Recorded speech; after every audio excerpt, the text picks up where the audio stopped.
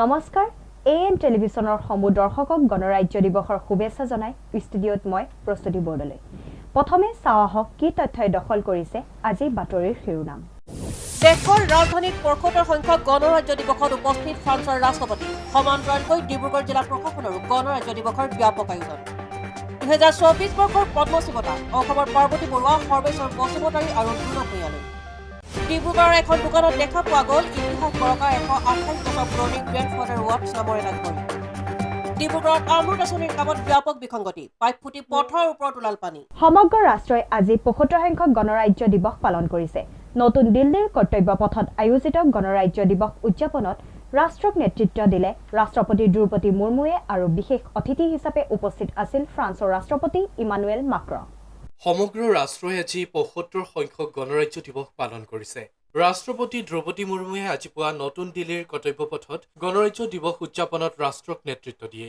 ফ্ৰান্সৰ ৰাষ্ট্ৰপতি ইমানুৱেল মাক্ৰই এইবাৰ গণৰাজ্য দিৱসৰ কুচকাৱাজত মুখ্য অতিথি হিচাপে উপস্থিত থাকে গণৰাজ্য দিৱসৰ কুচকাৱাজ পুৱা 10:30 বজাত আৰম্ভ হয় কুচকাৱাজত দেশৰ চহকী সাংস্কৃতিক বিবিধতা একতা প্ৰগতি সামৰিক শক্তি আৰু বৰ্ধিত নাৰী শক্তিক আলোকপাত কৰা হয় প্ৰধানমন্ত্ৰী নৰেন্দ্ৰ মোদীৰ ৰাষ্ট্ৰীয় যুদ্ধ স্মাৰক পৰিদৰ্শনেৰে গণৰাজ্য দিৱসৰ অনুষ্ঠান আৰম্ভ হয় প্ৰধানমন্ত্ৰীয়ে ৰাষ্ট্ৰীয় যুদ্ধ স্মাৰকত দেশৰ হকে প্ৰাণ আহুতি দিয়া বীৰ জোৱানসকললৈ শ্ৰদ্ধাৰ্ঘ্য নিবেদন কৰে তাৰ পাছতে প্ৰধানমন্ত্ৰী আৰু আন অভ্যাগতসকল কুচকাৱাজ প্ৰত্যক্ষ কৰাৰ বাবে কৰ্তব্য পথৰ অভিবাদন গ্ৰহণথলীলৈ যায় বিকশিত ভাৰত আৰু ভাৰত গণতন্ত্ৰৰ মাতৃ বিষয়বস্তু আধাৰিত এইবাৰৰ কুচকাৱাজত প্ৰায় ১৩,০০০ বিশেষ অতিথিয়ে অংশগ্ৰহণ কৰে এই পদক্ষেপে সমাজৰ সকলো শ্ৰেণীৰ লোকক গণৰাজ্য দিৱস উদযাপন অনুষ্ঠানত অংশগ্ৰহণ কৰাৰ সুযোগ প্ৰদান কৰে প্ৰথমবাৰৰ বাবে শতাধিক মহিলা শিল্পীৰ ভাৰতীয় বাদ্যযন্ত্ৰ বাদনেৰে কুচকাৱাজ আৰম্ভ হয়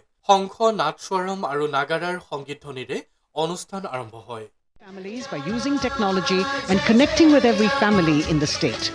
Data collected and updated by the government helps empowering the residents easily, digitally, be it procuring ration, agricultural subsidies, scholarships or pensions.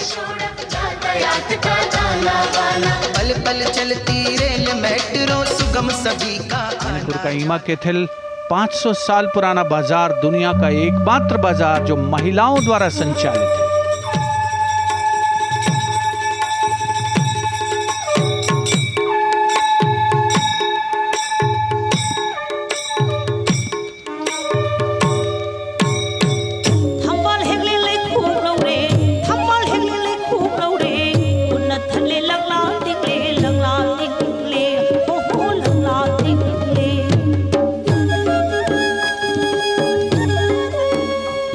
Manipur देश में महिला सशक्तिकरण का अनुकरणीय मॉडल पेश करता है और विकसित भारत के रूप में भारत के विकास का मार्ग प्रशस्त करता नजर आता है मणिपुर से मध्य भारत यानी मध्य प्रदेश की झांकी का क्रम आत्मनिर्भर नारी विकास का मूल मंत्र पर केंद्रित माननीय प्रधानमंत्री श्री नरेंद्र मोदी और गणतंत्र दिवस समारोह के खास मेहमान फ्रांस के राष्ट्रपति श्री इमैनुअल मैक्रों मध्य प्रदेश की इन बेटियों पर पूरे देश को मान है सूर्य की तरह चमक रहा लहरी अवनी का नाम है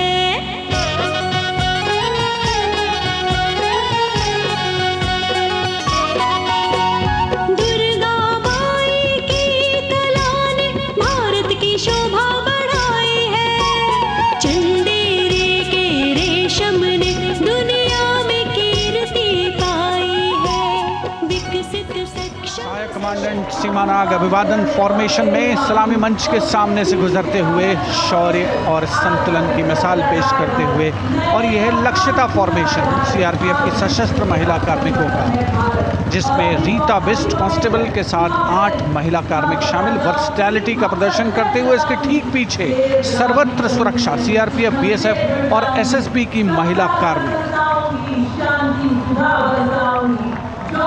Seema Prahari, 15 women along with Constable Anupam,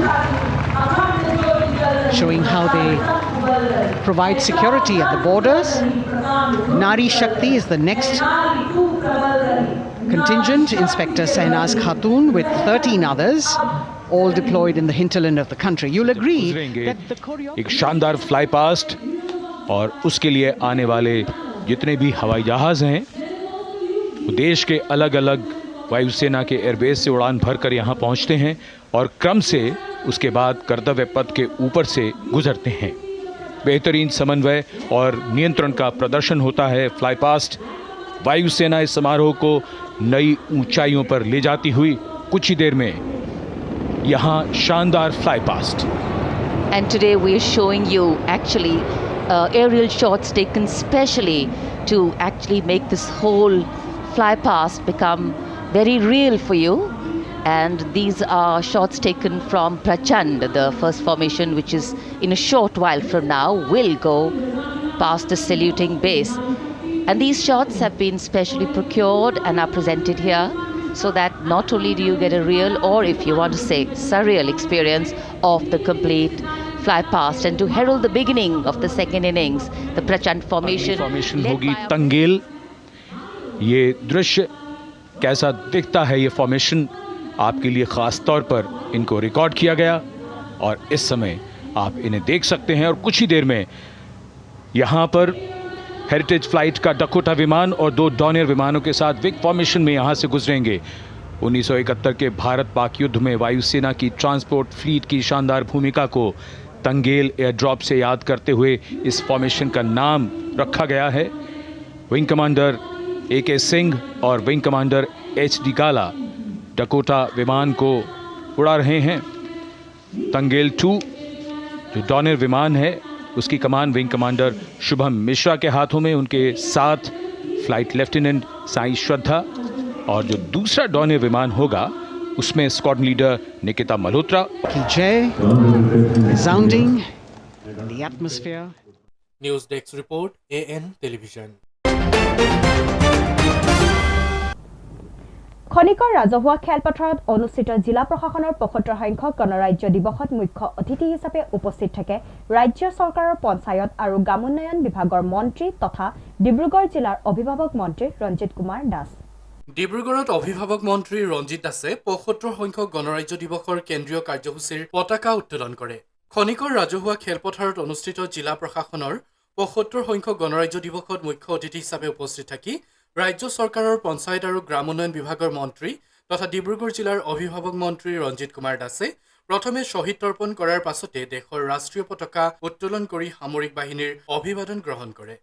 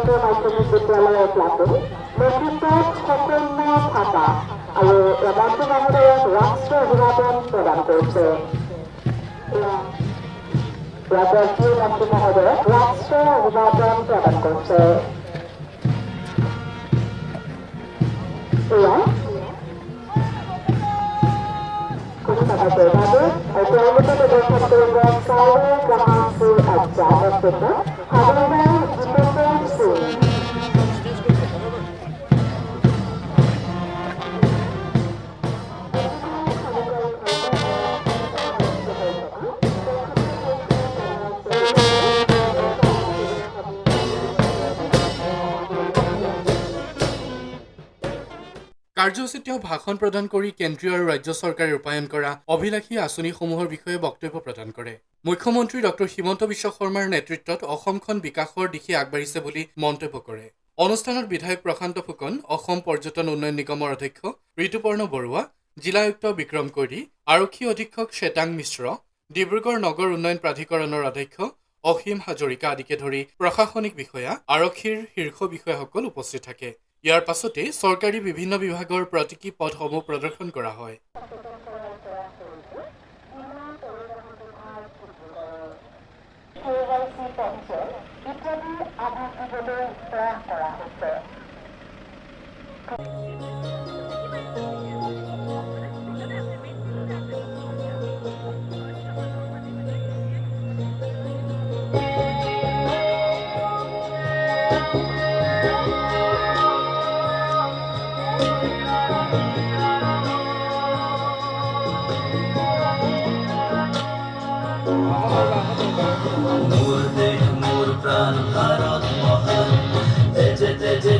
পিছে তোৰে জয় গান মোৰ দেশ মোৰ প্ৰাণ ভাৰত মহান তেজে তেজে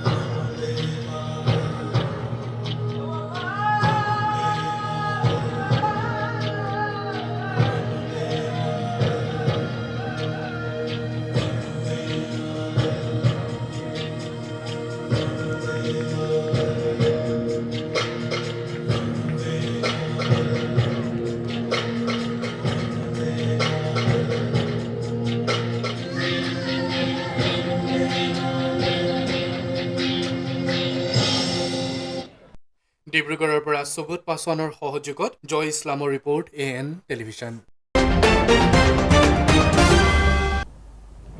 দৈনন্দিন জীৱনৰ এক গুৰুত্বপূৰ্ণ আহিলা ঘড়ী। এই আৱিষ্কাৰে মানুহক বিভিন্ন ক্ষেত্ৰত নিয়ন্ত্ৰণ কৰিবলৈ শিকায়। এই ঘড়ীৰ ইতিহাস যথেষ্ট পুৰণি। ডিব্ৰুগড় এখন দোকানত আছে তেনে এক ইতিহাসে গৰকা 128 বছৰীয়া পুৰণি ঘড়ী। নাম গ্ৰেণ্ডফাদাৰ ৱাটছ। চাওঁ আহক এক বিশেষ প্ৰতিবেদন। দৈনন্দিন জীৱনৰ এটা অন্যতম প্ৰয়োজনীয় সামগ্ৰী হ'ল ঘড়ী, যাৰ সহায়ত আমি আমাৰ কাৰ্যবোৰ সুচাৰুৰূপে কৰিব পাৰোঁ। ঘড়ী হৈছে বিজ্ঞানৰ এনে এবিধ আৱিষ্কাৰ যিয়ে মানৱ সমাজক নিয়মানুবৰ্তিতা শিকোৱাৰ লগতে আমাক সময়ৰ লগত মোকাবিলা কৰিবলৈ শিকায়। সচৰাচৰ ধনী দুখীয়া গ্ৰাম্য নগৰ সমাজৰ প্ৰত্যেকৰ ঘৰতে দেখিবলৈ পোৱা যায় ঘড়ী। কিন্তু আজি আমি দেখুৱাইছো এনে এটা ঘড়ী যাৰ বয়স প্ৰায় 128 বছৰ। ডিব্ৰুগড়ৰ বজাৰৰ এখন ঘড়ীৰ দোকানত দেখিবলৈ পোৱা এই ঘড়ীটোৰ নাম গ্ৰেণ্ডফাদাৰ ৱাটছ। এই ঘড়ীটো ইংলেণ্ডত নিৰ্মিত বুলি জানিবলৈ দিয়ে দোকানখনৰ স্বত্বাধিকাৰী। লগতে তেওঁ জনায় যে এই ঘড়ীটো তেওঁৰ পিতৃদিনৰ। সেই সময়তে চাহ বাগিচাৰ বিষয়া এগৰাকীয়ে উপহাৰ স্বৰূপে দি যোৱা উক্ত ঘড়ীটো তেওঁ বৰ্তমানেও নিজৰ বিপণীত সুন্দৰকৈ সংৰক্ষণ কৰি থোৱাৰ কথা প্ৰকাশ কৰে সংবাদ মাধ্যমৰ আগত। মেনুফেকচাৰিং 1897 যেতিয়া মোৰ গ্ৰেণ্ডফাদাৰে দোকানদাৰী বিজনেছ কৰিছিলে তেতিয়াৰ পৰা এইটো আছে ইয়াতে। মোৰ দেউতাও আছিলে, তাৰপিছত এতিয়া মই থাৰ্ড জেনেৰেশ্যন চলি আছে এইটো যেতিয়া ছেকেণ্ড গ্ৰেট ৱাৰ্ল্ডৰ তেতিয়া মোৰ মানে গ্ৰেণ্ডফাদাৰক কোনোবা গাৰ্ডেন মেনেজাৰে দি থৈ গৈছিলে এইটো। ইমান দিন আপোনালোকে কেনেকৈ চলাই আছে? চলি আছে, এইটো কাৰেণ্টত চলে। এইটো আপোনাৰ চাবি তাবি দিব নালাগে, অট'মেটিকলি চাবি হৈ যায়। এইটো মেড ইন ইংলেণ্ড আৰু ক্লকটোৰ নাম গ্ৰেণ্ডফাদাৰ ক্লক, নামে গ্ৰেণ্ডফাদাৰ ক্লক। এই প্ৰিণ্টিং কৰি গ্ৰেণ্ড ৱাছ কোম্পানী লিখি থৈছে আৰু সংৰক্ষণ কৰি ৰাখিছোঁ। এইটো বহুত আপোনাৰ এই কি কয় হায়দৰাবাদ তাৰপৰা গুজৰাটৰ পৰা মিউজিয়াম আহিছিলে মোৰ ওচৰতে। তেতিয়া আজিৰ পৰা ধৰক 15-16 বছৰ আগতে 3 লাখ 4 লাখ টকাকৈ দি গৈছিলে মোক, আমি দিয়া নাই। এইটো চিন হিচাপে থৈ দিছোঁ আৰু এণ্টিক বস্তু এইটো আৰু পাবলৈ নাই। সুবোধ পাছৱানৰ সহযোগত মীনাক্ষী শৰ্মাৰ ৰিপৰ্ট, AN টেলিভিজন। এতিয়া লৈছোঁ খন্তেক বিৰতি। বিৰতিৰ পাছত পুনৰ আহি আছোঁ বাতৰিৰ মাজলৈ। আপোনাৰ আপোন চহৰ ডিব্ৰুগড়ত এঞ্জেলা এণ্টাৰপ্ৰাইজে আনিছে এটি সোণালী সুযোগ। প্ৰয়োজনীয়তা মাত্ৰ এখন নিজৰ e rickshaw and opportunity to earn limitless money. অধিক জানিবলৈ যোগাযোগ কৰক 9085585200 আৰু 7002275263।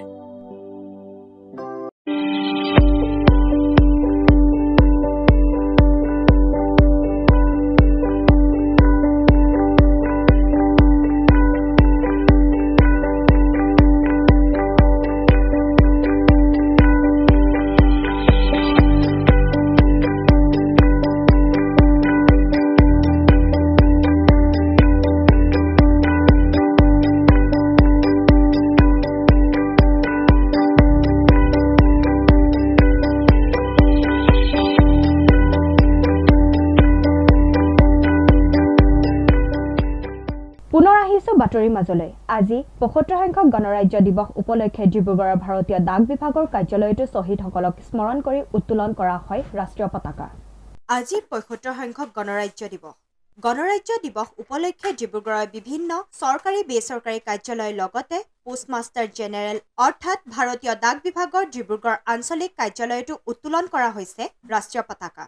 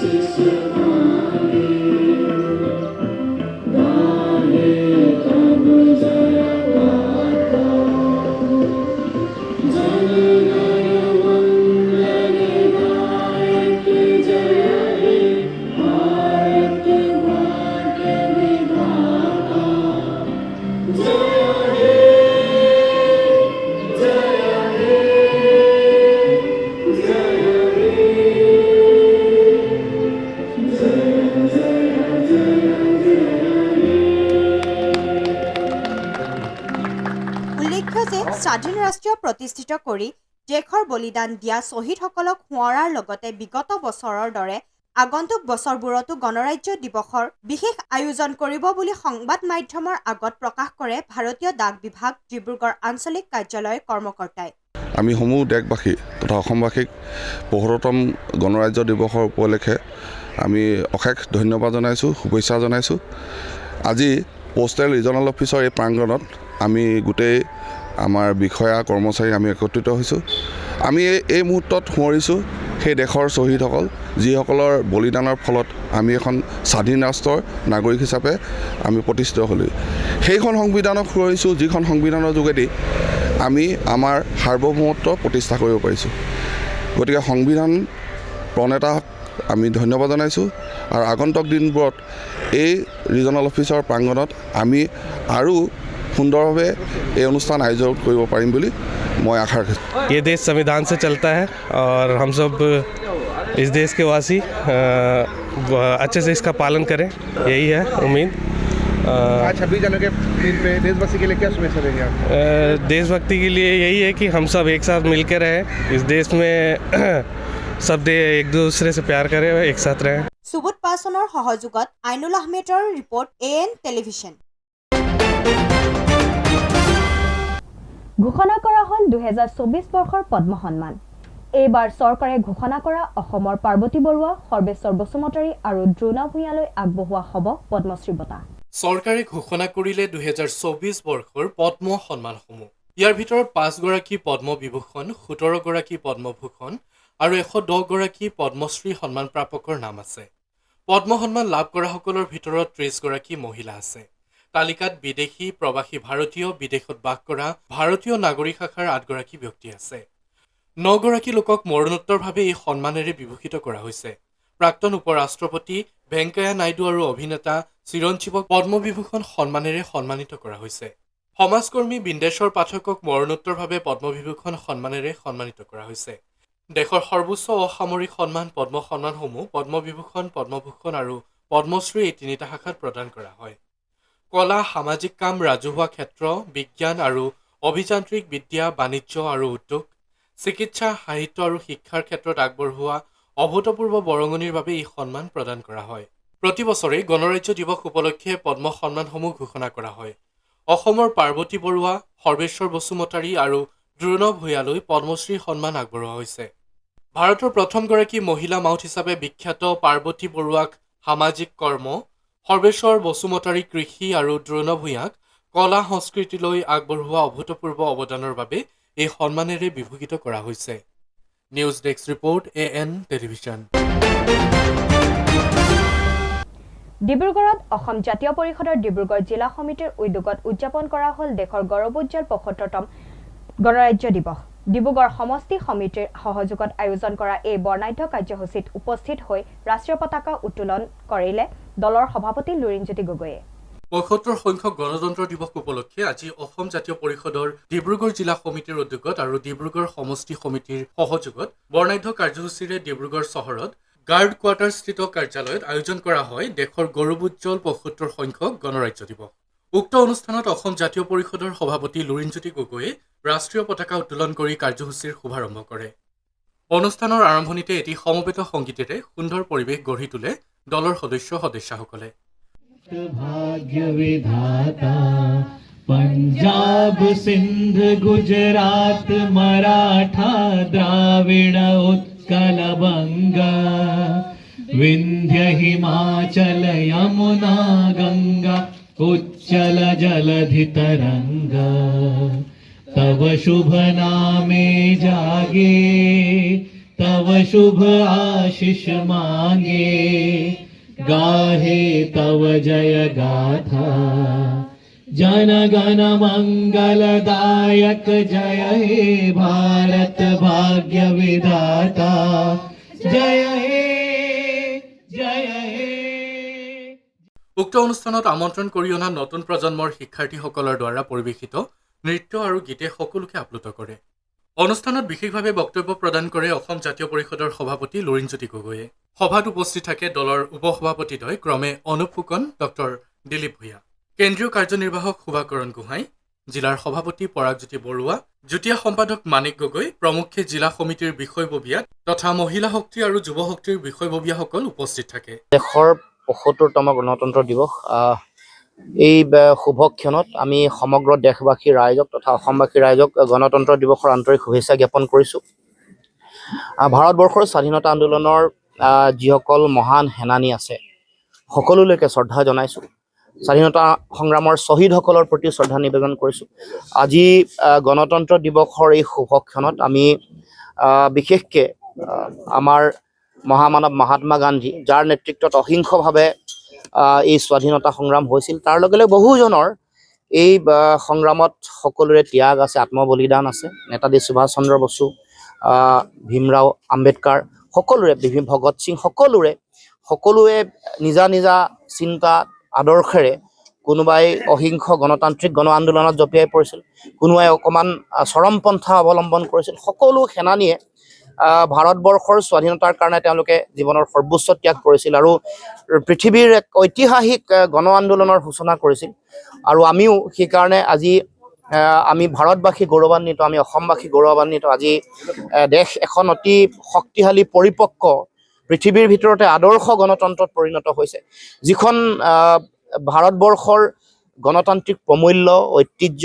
সংবিধানৰ যিবোৰ মূল চিন্তা আৰু আদৰ্শই সমগ্ৰ পৃথিৱীকো আকৰ্ষিত কৰে। সেইকাৰণে গণতান্ত্ৰিক যিটো যাত্ৰা ভাৰতবৰ্ষৰ, ই অধিক শক্তিশালী আৰু দৃঢ় হৈ দিনে দিনে আগবাঢ়িছে। যদিও মাজত বহু প্ৰত্যাহ্বান, জটিলতা, বিভিন্ন প্ৰতিবন্ধকতা আছে, পৃথিৱীৰ বিভিন্ন ঘাট প্ৰতিঘাতে, বিভিন্ন ঘটনা পৰিঘটনাই ভাৰতবৰ্ষৰ গণতান্ত্ৰিক যাত্ৰাক বিভিন্ন সময়ত বিভিন্ন ধৰণে প্ৰভাৱিত কৰিছে। পৃথিৱীজোৰা বিভিন্ন ধৰণৰ অৰ্থনৈতিক যিটো সংকট, তাৰ লগে লগে শীতল যুদ্ধ আৰু বিভিন্ন ধৰণৰ পৰিৱেশৰ মাজত ভাৰতবৰ্ষই নিজৰ যিটো গণতান্ত্ৰিক যাত্ৰা, এই যাত্ৰাই বিভিন্ন প্ৰত্যাহ্বানৰ মাজেৰে আগবাঢ়িছে। কিন্তু তথাপিও ভাৰতবৰ্ষৰ স্বাধীনতা আন্দোলনৰ পিছত যিসকল নেতাই দেশৰ ৰাষ্ট্ৰৰ দায়িত্ব লৈছিল, যিসমূহ চৰকাৰে দেশ পৰিচালনা কৰিছে, সকলোৱে মূল যিটো গণতান্ত্ৰিক পৰম্পৰা, ঐতিহ্য, যি প্ৰমূল্য, ইয়াক সুৰক্ষিত, শক্তিশালী, সুদৃঢ় কৰিবৰ কাৰণে তেওঁলোকে অহোপুৰুষাৰ্থ কৰি আহিছে। আজিও আমি এই ৭৫ বছৰীয়া গণতন্ত্ৰ দিৱসৰ শুভক্ষণত আমিও আশা ৰাখিছোঁ দেশৰ প্ৰতিগৰাকী নাগৰিক, অসমৰ প্ৰতিগৰাকী নাগৰিকে ৰাষ্ট্ৰখনৰ গণতান্ত্ৰিক ঐতিহ্য প্ৰমূল্য সুৰক্ষিত কৰিবৰ কাৰণে সৰ্বোচ্চ উজাৰি সকলোৱে সংগ্ৰাম কৰিব, ত্যাগ কৰিব। জয়ৰ সহযোগত আইনুল আহমেদৰ ৰিপৰ্ট, AN টেলিভিছন। গণৰাজ্য দিৱসৰ দিনটোত বিভিন্নজনে পৰিয়াল তথা বন্ধুবৰ্গৰ সৈতে এই দিৱসটি উদযাপন কৰিবলৈ ওলাই আহিল বনভোজস্থলীলৈ। আজি এই দিনটোতে ডিব্ৰুগড়ৰ অন্যতম স্থান আইথানত জনগণৰ উখল মাখল পৰিৱেশ দেখিবলৈ পোৱা গ'ল। আজি ৭৫ সংখ্যক গণৰাজ্য দিৱসৰ দিনা সমগ্ৰ দেশতে উদযাপিত হৈছে এই দিৱসটি। জনগণে নিজা ধৰণে আনন্দ উল্লাসৰ মাজেৰে অতিবাহিত কৰিলে এই পবিত্ৰ দিনটি। বিভিন্নজনে পৰিয়ালসহ এই দিৱসটি উদযাপন কৰিবলৈ ওলাই আহিল বনভোজস্থলীলৈ। আজিৰ এই দিনটোতেই ডিব্ৰুগড়ৰ অন্যতম স্থান আইথানত জনগণৰ উখল মাখল পৰিৱেশ দেখিবলৈ পোৱা গ'ল।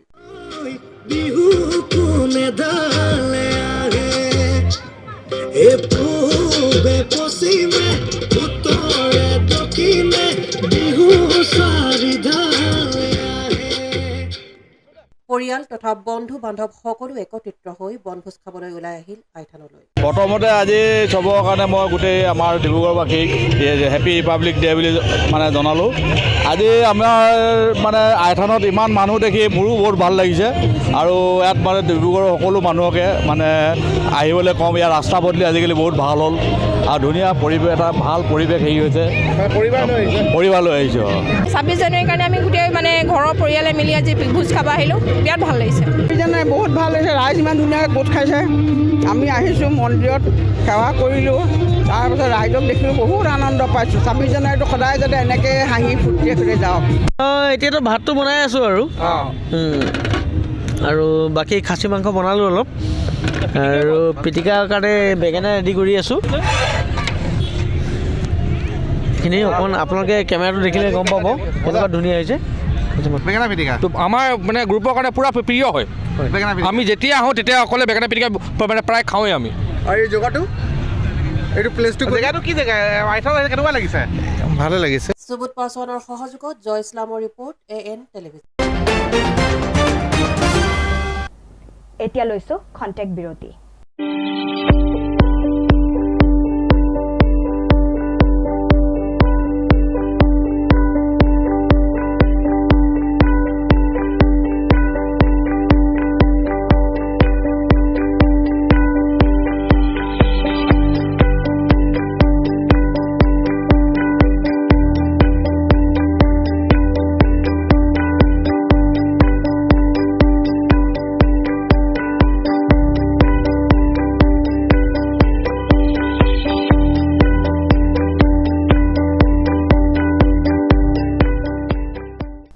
বিৰতিৰ পাছত পুনৰ আহি আছো বাতৰিৰ মাজলৈ।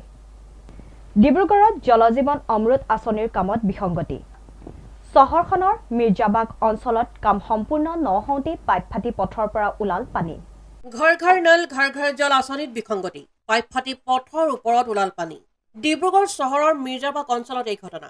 ঘৰে ঘৰে নল ঘৰে ঘৰে পানী এই শ্লোগানেৰে প্ৰতিখন ঘৰতেই অমৃত আঁচনিৰ জৰিয়তে খোৱা পানী যোগানৰ ব্যৱস্থা কৰাৰ আঁচনিৰ কাম কৰিবলৈ যাওঁতে এটি ঘন জনবসতি অঞ্চল ডিব্ৰুগড় মিৰ্জাবাগ পথৰ লোকসকল এতিয়া অসুবিধাৰ সন্মুখীন হ'বলগীয়া হৈছে আঁচনিৰ কাম সম্পূৰ্ণ নহওঁতেই পাইপ ফাটি পথৰ ওপৰত ওলাল পানী স্থানীয় লোকৰ অভিযোগ পানীৰ পাইপ ফাটি থকাৰ বাবে পথটোত এইদৰে পানীৰে উপচি পৰিছে আৰু কিছু সময়ৰ পাছতে পাইপৰ ওলোৱা পানী প্ৰৱেশ কৰিব স্থানীয় লোকৰ ঘৰত ৰাইজৰ আহ্বান অতি শীঘ্ৰেই সমস্যাৰ সমাধান কৰা এতিয়া আহে চাইডে এক জেগাৰ পৰা পাৰ অলপ ওলাই আহিলে পানী তাৰপিছত অলপ পিছতে তাৰ কিনাৰৰ পৰা বহুত স্পীডত ওলাব ধৰিলে আৰু তাৰ কিনাৰ মানুহক মোক ক'লোঁ যেনে হেৰি ওলাইছে তো ওলালে আহি য'ত ত'ত লিক হৈ আছে গোটেইখন ছাইডে লিক আছে আমাৰ সেই চাইডেও পাইপ দিছে সেইপিনেও লিক হৈ আছে ইয়াত মানে ক'ৰ কামখিনি সুবিধা হোৱা নাই মানে পানীৰ পাইপটো মানে দিছে যিকোনো সুবিধাৰ কাৰণে সুবিধা নাই বৰঞ্চ ইয়াৰ অসুবিধাই হৈছে সিহঁতি মানে কয় এই কৰিছে আধা কাম কৰি কিনে আকৌ গুচি যায় ঘৰত সোমাই যায় কেতিয়াবা পানীটো বেছি আহিলে এইফালে এতিয়া পানী আহিছে চাইছোঁ এই আমাৰ গোটেই গলি দিয়ে পানী গৈ এতিয়া পানীটো লেতেৰা পানী ওলাইছে এতিয়া আমাৰ ঘৰ ডুবি যাবগৈ সুবোধ পাছৱানৰ সহযোগত জয় ইছলামৰ ৰিপৰ্ট AN টেলিভিজন আজিৰ শেষৰটো বাতৰি ৭৫ সংখ্যক গণৰাজ্য দিৱসৰ লগত সংগতি ৰাখি আজি BC দাস ৰোডৰ স্থানীয় ৰাইজৰ সহযোগত ড্ৰোন আত্মসহায়ক গোটৰ এক বিনামূলীয়া চিকিৎসা শিবিৰ আয়োজন কৰা হয় আনহাতে নালিয়াপুল সৰ্বজনীন শ্ৰী শ্ৰী মনসা পূজা কমিটিয়ে গণৰাজ্য দিৱস উপলক্ষে কণ কণ ছাত্ৰ ছাত্ৰীসকলৰ মাজত বিশেষ প্ৰতিযোগিতাৰ আয়োজন কৰে ৭৫তম গণৰাজ্য দিৱসৰ লগত সংগতি ৰাখি আজি BC দাস ৰোডৰ স্থানীয় ৰাইজৰ সহযোগত ড্ৰোন আত্মসহায়ক গোটৰ এক বিনামূলীয়া চিকিৎসা শিবিৰ আয়োজন কৰা হয় উক্ত শিবিৰত বিভিন্ন লোকে চিকিৎসা গ্ৰহণ কৰে গণৰাজ্য দিৱসৰ এনে এক মুহূৰ্তত আয়োজিত এই চিকিৎসা শিবিৰে অঞ্চলবাসীক যথেষ্ট উপকৃত কৰিছে বুলি জানিব দিয়ে আয়োজক মহলে আজি ৭৫তম গণতন্ত্ৰ দিৱসৰ উপলক্ষত আমি ড্ৰোন হেল্প চেণ্টাৰৰ ফালৰ পৰা এটা হেল্থ কেম্প আয়োজন কৰিছোঁ বহুত মানুহ আহিছে ইয়াত ভাল লাগিছে আৰু গোটেইখিনি ধুনীয়াকৈ হেৰি কৰা হৈছে চবেই মিলি কৰিছোঁ আৰু আমাৰ এইটো চেল্ফ হেল্প গ্ৰুপ হয় তাৰে হেৰিত আৰম্ভ কৰা হৈছে আমাৰ 4টা বজাৰ পৰা হেৰি আৰ্ট কম্পিটিশ্যন আছে আৰু মিউজিকেল চেয়াৰ আছে এইবিলাক কম্পিটিশ্যন কৰা হৈছে মেডিচিন ডিপাৰ্টমেণ্টৰ ডক্টৰ আহিছে ENTৰ আহিছে আমি যিমানখিনি পাৰিছোঁ মেডিচিন প্ৰডিউচ কৰিছোঁ সিমানখিনি আৰু বহুতখিনি মানুহ আহিছে আমি বহুতখিনিৰ পৰা ছাপৰ্টো পাইছোঁ আনহাতে নালিয়াপুল সাৰ্বজনিক শ্ৰী শ্ৰী মনসা পূজা কমিটিয়ে গণৰাজ্য দিৱস উপলক্ষে কণ কণ ছাত্ৰ ছাত্ৰীসকলৰ মাজত চিত্ৰাংকন প্ৰতিযোগিতা আৰু মিউজিকেল চেয়াৰ প্ৰতিযোগিতাৰ আয়োজন কৰে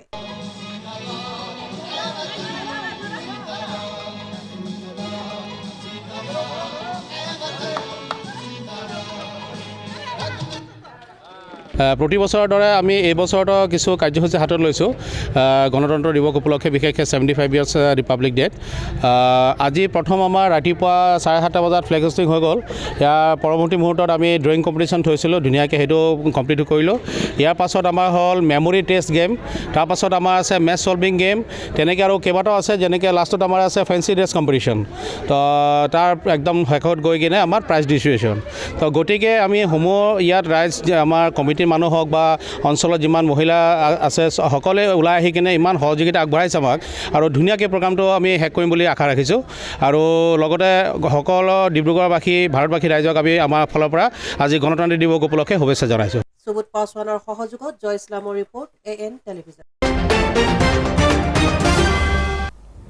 আজিৰ বাতৰি ইমানেই AN টেলিভিছনৰ ষ্টুডিঅ'ৰ পৰা মই প্ৰস্তুতিয়ে ইমানতেই বিদায় লৈছোঁ নমস্কাৰ